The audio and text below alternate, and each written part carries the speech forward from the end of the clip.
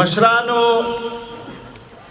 د دور بابا د ولسوالۍ په اړوند باندې همیش به چې موږ کله خبرې کولې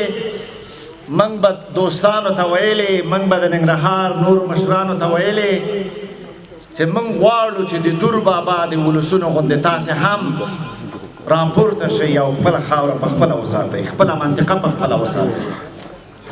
موږ تاسې د یو نمونې او مثال په صفت ټولو ته وایو هماغه و چې د شینوارو په نورو ولسوالیو کې هم نازیان اچین غنی خیل هسکه مینه او ورسره په څنګ کې د موږ او تاسې معزز بل قوم د مومندو په ولسوالۍ کې مومندره بټي کوټ او داسې نورو ټولو سیمو د تاسې په پل باندې قدم کېښوده او هغو هم دغه پردي دښمن ته چې د موږ په مخ باندې د مکتب